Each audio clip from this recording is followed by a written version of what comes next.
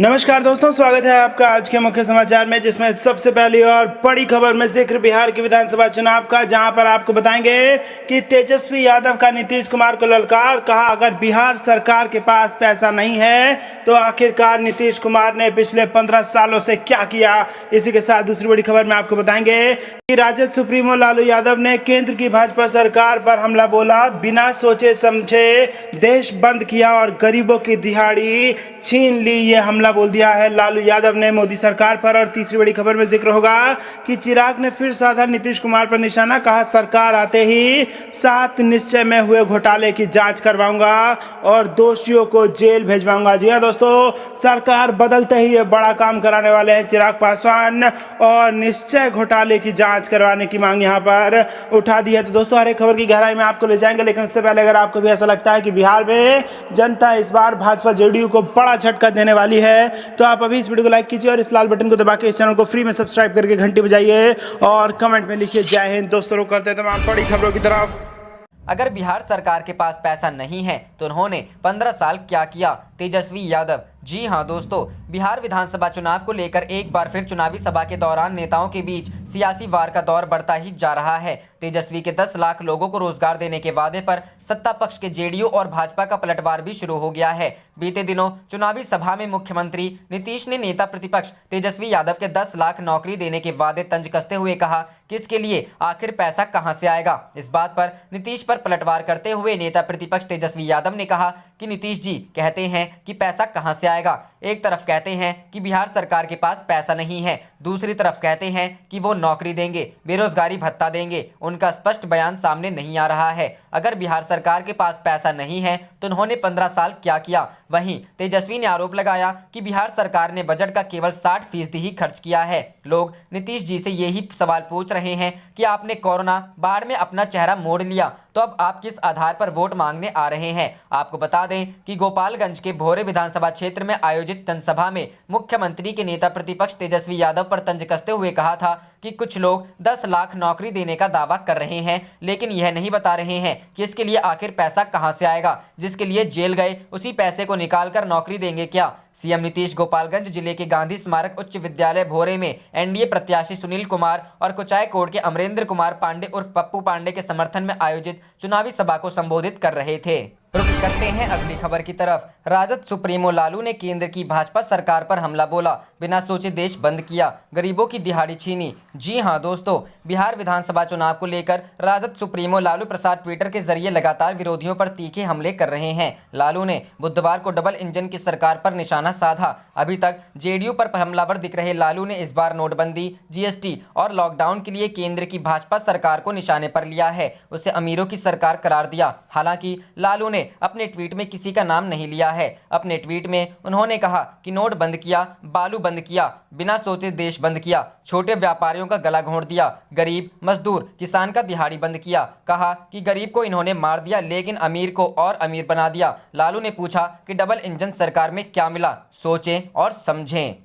रुख करते हैं अगली खबर की तरफ। चिराग ने फिर साधा नीतीश कुमार पर निशाना। कहा, सरकार आते ही 7 निश्चय में हुए घोटाले की जांच करवाऊंगा, दोषियों को जेल भेजूंगा। जी हां दोस्तों, बिहार में विधानसभा चुनाव को लेकर सियासी घमासान जोर पकड़ता जा रहा है। सभी प्रमुख सियासी दल चुनाव प्रचार के साथ साथ विरोधियों पर हमले का कोई मौका हाथ से जाने नहीं दे रहे हैं। लोक जनशक्ति पार्टी के अध्यक्ष चिराग पासवान ने एक बार फिर नीतीश कुमार सरकार पर निशाना साधा है। उन्होंने कहा कि विकास के कार्यों को क्रियान्वयन करने के लिए प्रदेश सरकार का ईमानदार होना जरूरी होता है। चुनाव के बाद सरकार आते ही 7 निश्चय में हुए घोटाले की जांच करवाऊंगा और दोषियों को जेल भेजूंगा। चिराग पासवान ने गुरुवार सुबह में एक के बाद एक कई ट्वीट किए। इसमें उन्होंने लिखा, आप सभी के आशीर्वाद से बिहार को फर्स्ट बनाने के लिए निकल पड़ा हूं। कई सारे नए साथी बिहार फर्स्ट, बिहारी फर्स्ट के संकल्प के साथ जुड़कर युवा बिहार, नया बिहार के लिए अपना पसीना बहा रहे हैं। आप सभी से अपील है कि आने वाले 20 दिन सिर्फ बिहार में बदलाव के लिए कार्य करें, ताकि हम सभी अपने बेहतर कल को सुनिश्चित कर सकें। लोजपा प्रत्याशी मेरे प्रत्याशी हैं, आप सभी का एक एक वोट सीधा मुझे मिलेगा। असंभव नीतीश। चिराग पासवान ने एक और ट्वीट में किया, विकास के कार्यों को क्रियान्वयन करने के लिए प्रदेश सरकार का ईमानदार होना जरूरी होता है। पिछले 5 साल में नीतीश कुमार के राज में अफसरशाही और 7 निश्चय में सिर्फ घोटाले हुए हैं। चुनाव के बाद सरकार आते ही 7 निश्चय में हुए घोटाले की जांच करवाऊंगा और दोषियों को जेल भेजूंगा। इससे पहले बुधवार को भी चिराग पासवान ने एक के बाद एक ट्वीट के जरिए नीतीश कुमार सरकार को घेरने की कोशिश की। उन्होंने अपने ट्वीट में लिखा, आज बिहार में रोजगार और पलायन सबसे बड़ी समस्या है और विकसित बिहार का सपना पूरा तभी होगा जब समाज के सभी पहलुओं पर विचार होगा। उन्होंने एक और ट्वीट में कहा, आदरणीय नीतीश कुमार के पिछले 5 वर्ष के कार्यकाल में क्या हुआ है, अगर किसी को पता है तो जरूर बताएं। जाति आधार या गठबंधन के आधार पर वोट देने से आप सिर्फ वर्तमान ही नहीं बल्कि बिहार का भविष्य भी बर्बाद करेंगे। असंभव नीतीश। रुख करते हैं अगली खबर की तरफ। कांग्रेस नेता रणदीप सिंह सुरजेवाला ने भाजपा के विजन डॉक्यूमेंट को झूठ का संकल्प पत्र बताया। पूछा, बिहार को कब मिलेगा विशेष राज्य का दर्जा? जी हां दोस्तों, कांग्रेस नेता रणदीप सिंह सुरजेवाला ने भाजपा के घोषणा पत्र को लेकर सवाल उठाया है। सुरजेवाला ने इसे झूठ का संकल्प पत्र करार दिया। अपने ट्विटर हैंडलर पर वित्त मंत्री निर्मला सीतारमण को संबोधित करते हुए सुरजेवाला ने सवाल पूछा कि यह भी बता दें कि बिहार को स्पेशल स्टेटस कब देंगे। सुरजेवाला ने लिखा, 15 साल से झूठ का संकल्प पत्र कर रहे हैं, बिहार को स्पेशल स्टेटस कब देंगे? सुशील मोदी नीतीश जी कहते हैं नौकरी के लिए पैसा ही नहीं है, 58,000 करोड़ चाहिए तो फिर 5 लाख रोजगार कहां से देंगे? 15 साल से किया बेदहाल, अब ना चलेगी यूं धूर्त चाल। रुख करते हैं अगली खबर की तरफ। कन्हैया कुमार का इंटरव्यू। जेपी नड्डा को बताया गड्ढा खोदने वाली मशीन, कहा बिहार में बीजेपी को रोकना लक्ष्य। जी हां दोस्तों, बिहार विधानसभा चुनाव को लेकर जवाहरलाल नेहरू यूनिवर्सिटी छात्र संघ के पूर्व अध्यक्ष और कम्युनिस्ट पार्टी ऑफ इंडिया के नेता कन्हैया कुमार ने बीजेपी के राष्ट्रीय अध्यक्ष जेपी नड्डा पर जोरदार हमला किया है। कन्हैया ने जेपी नड्डा को गड्ढा खोदने वाला जेसीबी तक कह दिया है। कन्हैया ने कहा कि बिहार विधानसभा चुनाव में नीतीश जी मुद्दा नहीं है, असल मुद्दा बीजेपी को रोकना है। विशेष बातचीत में कन्हैया कुमार ने बिहार की राजनीति के कई पहलुओं पर खुलकर अपनी बात रखी। चुनावी सभाओं में लोग राजनीतिक विरोधियों पर तंज कसते हैं। उस जनसभा में मैंने 2 तंज किया था। पहला ये, आप मुझे ज्यादा देशद्रोही कहेंगे तो बीजेपी ज्वाइन कर लूंगा। ये तंज इसलिए था क्योंकि बीजेपी जब किसी राजनीतिक विरोधी पर आरोप लगाते हैं और ज्यों ही वह नेता बीजेपी ज्वाइन कर लेता है तो उसके सारे पाप धुल जाते हैं। हमने उदाहरण दिया था ज्योतिरादित्य सिंधिया जी का। पिछली बार जब मध्य प्रदेश का चुनाव हो रहा था तब बीजेपी उन्हें भर भर के गालियां दे रही थी। आज जब वह बीजेपी में शामिल हो गए हैं